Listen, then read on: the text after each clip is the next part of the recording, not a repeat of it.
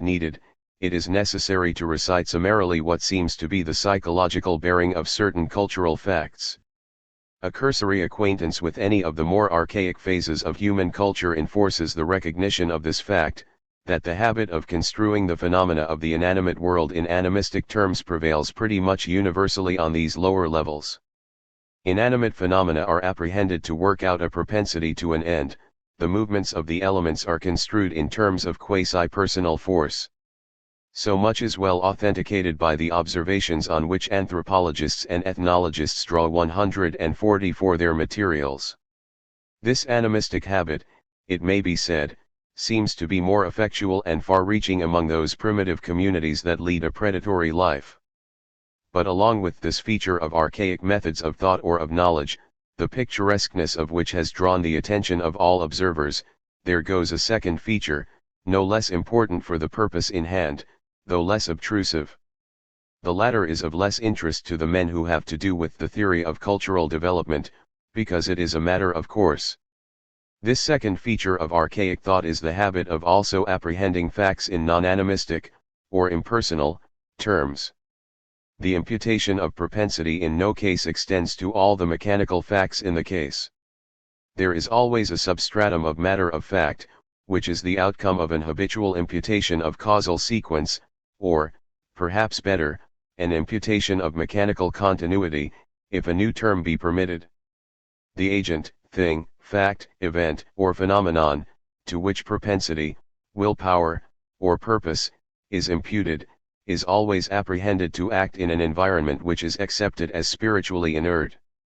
There are always opaque facts as well as self-directing agents. Any agent acts through means which lend themselves to his use on other grounds than that of spiritual compulsion, although spiritual compulsion may be a large feature in any given case.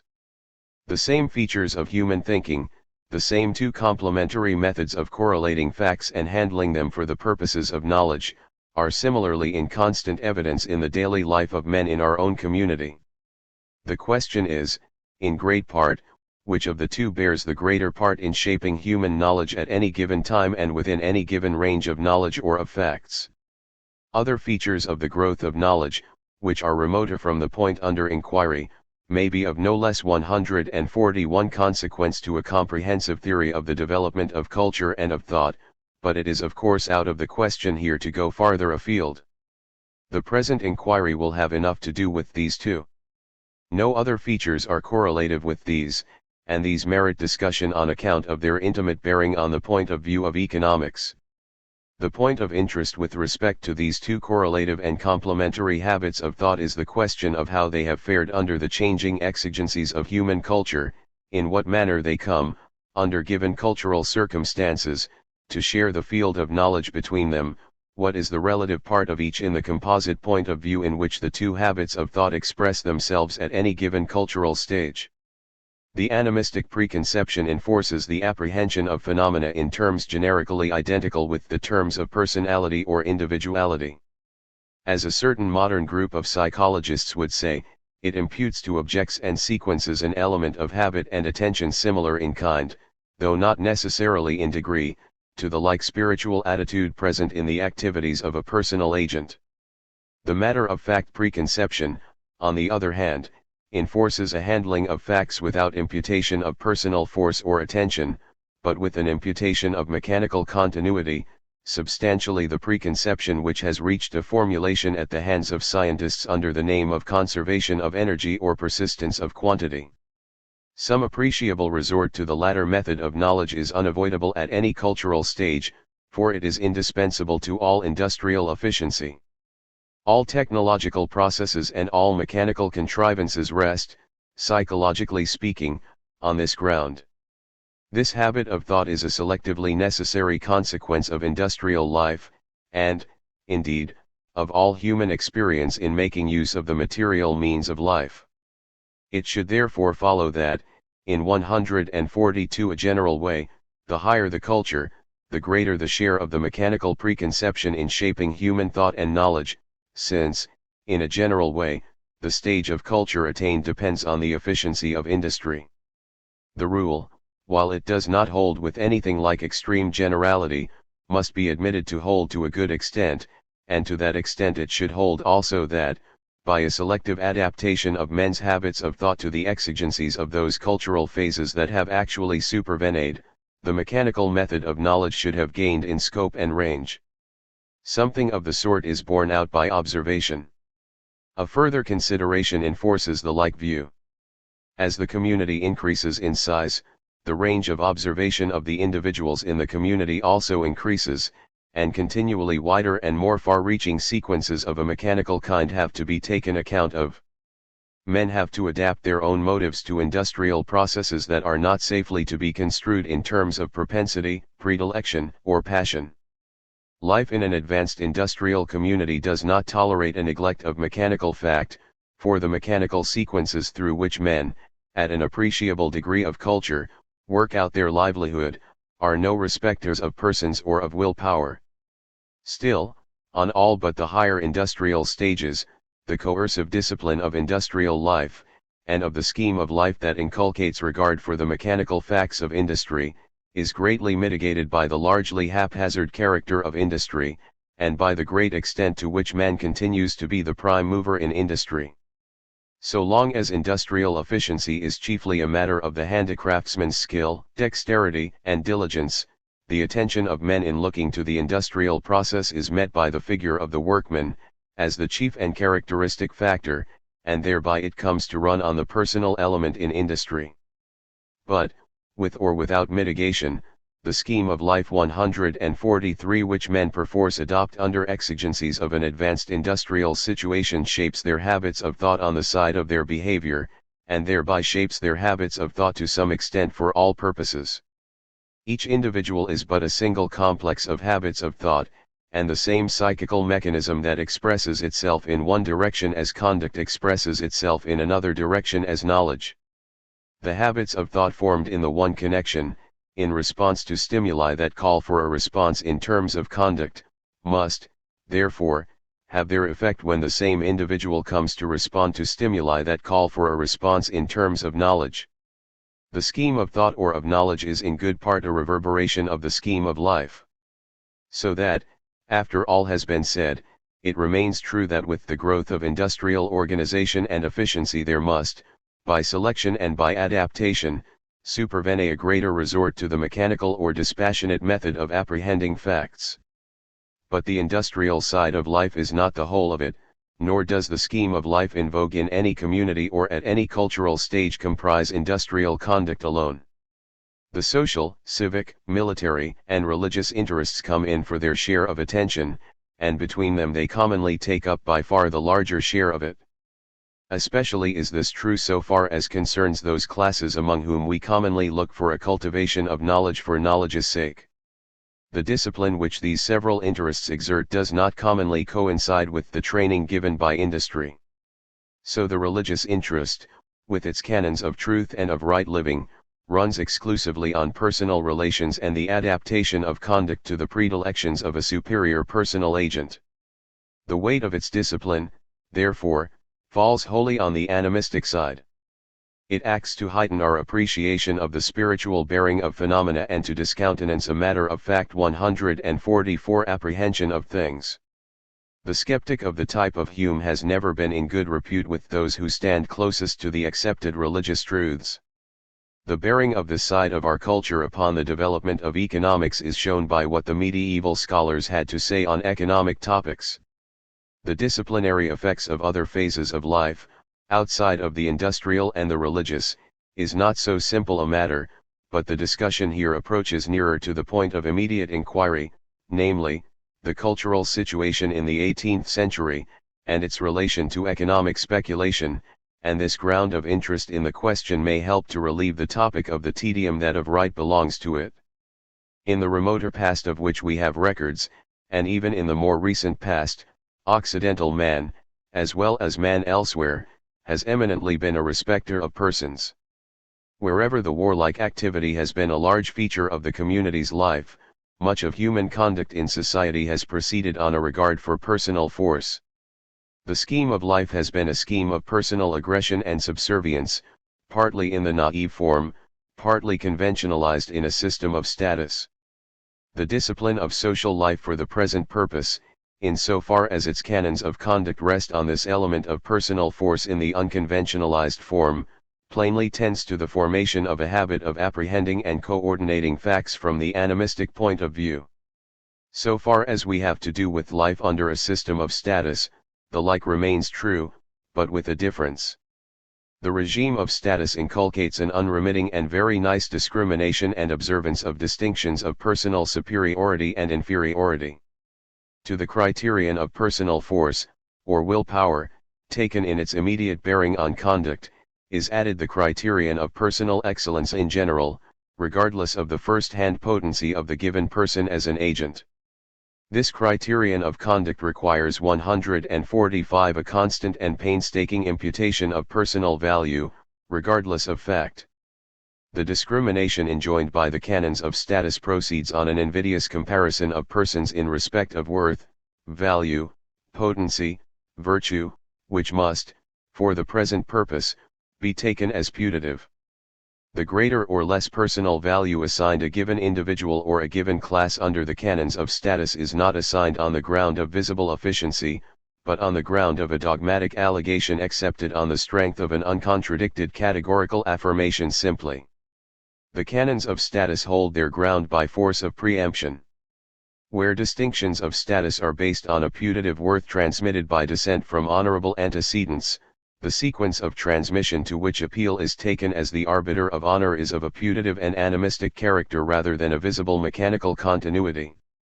The habit of accepting as final what is prescriptively right in the affairs of life has as its reflex in the affairs of knowledge the formula, quid ab omnibus, quid ubique creditor credendum est 9.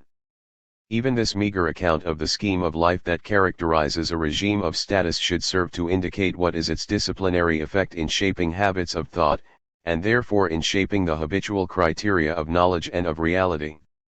A culture whose institutions are a framework of invidious comparisons implies, or rather involves and comprises, a scheme of knowledge whose definitive standards of truth and substantiality are of an animistic character, and, the more undividedly the canons of status and ceremonial honor govern the conduct of the community, the greater the facility with which the sequence of cause and effect is made to yield before the higher claims of a spiritual sequence or guidance in the course of events. Men consistently trained to an unremitting discrimination of honor, worth, and personal force in their daily conduct, and to whom these criteria 146 afford the definitive ground of sufficiency in coordinating facts for the purposes of life, will not be satisfied to fall short of the like definitive ground of sufficiency when they come to coordinate facts for the purposes of knowledge simply. The habits formed in unfolding his activity in one direction, under the impulse of a given interest, assert themselves when the individual comes to unfold his activity in any other direction, under the impulse of any other interest.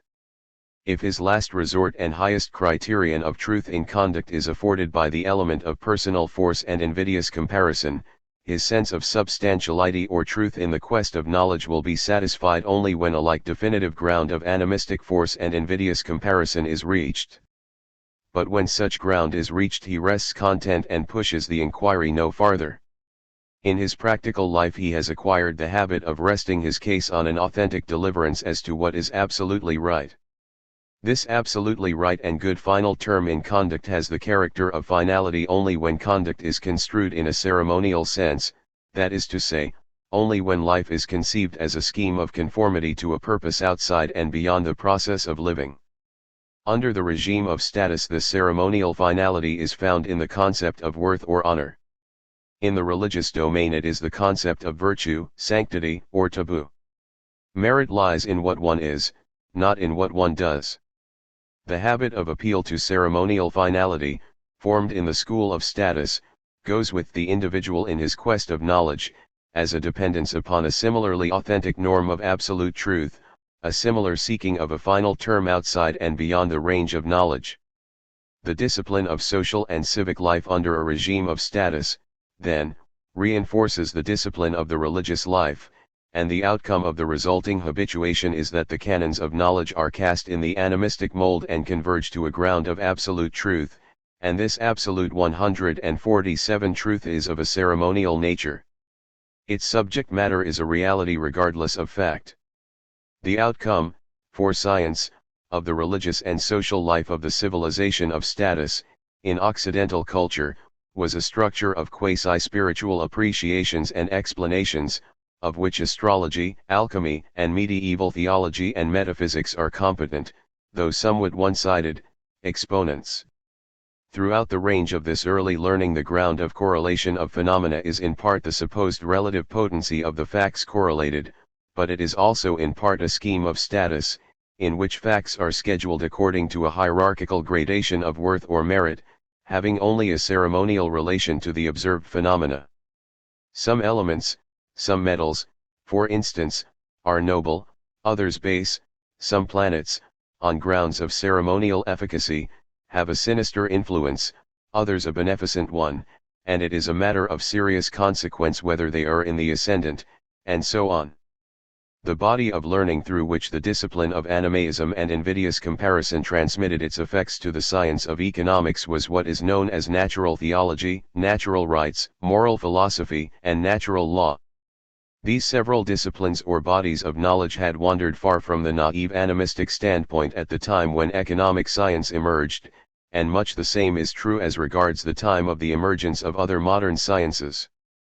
But the discipline which makes for an animistic formulation of knowledge continued to hold the primacy in modern culture, although its dominion was never altogether undivided or unmitigated.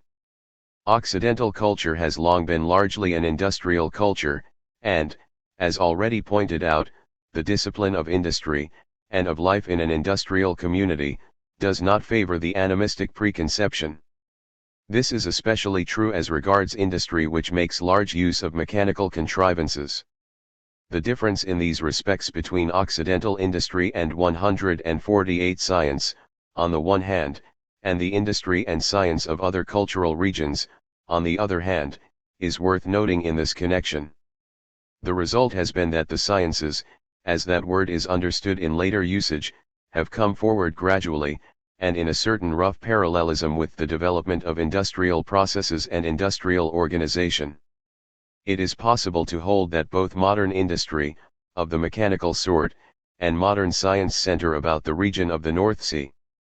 It is still more palpably true that within this general area the sciences, in the recent past, show a family likeness to the civil and social institutions of the communities in which they have been cultivated, this being true to the greatest extent of the higher or speculative sciences, that is, in that range of knowledge in which the animistic preconception can chiefly and most effectively find application. There is, for instance, in the 18th century a perceptible parallelism between the divergent character of British and continental culture and institutions, on the one hand, and the dissimilar aims of British and continental speculation, on the other hand. Something has already been said of the difference in preconceptions between the French and the British economists of the 18th century. It remains to point out the correlative cultural difference between the two communities, to which it is conceived that the difference in scientific animus is in great measure due. It is, of course, only the general features, the general attitude of the speculators, that can be credited to the difference in culture.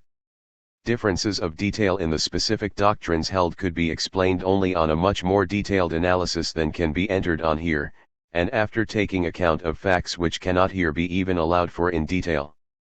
Aside from the greater resort to mechanical contrivances and the larger scale of organization in British industry, the further cultural peculiarities of the British community 149 run in the same general direction. British religious life and beliefs had less of the element of fealty, personal or discretionary mastery and subservience, and more of a tone of fatalism. The civil institutions of the British had not the same rich personal content as those of the French. The British subject owned allegiance to an impersonal law rather than to the person of a superior. Relatively, it may be said that the sense of status, as a coercive factor, was in abeyance in the British community. Even in the warlike enterprise of the British community a similar characteristic is traceable. Warfare is, of course, a matter of personal assertion. Warlike communities and classes are necessarily given to construing facts in terms of personal force and personal ends. They are always superstitious.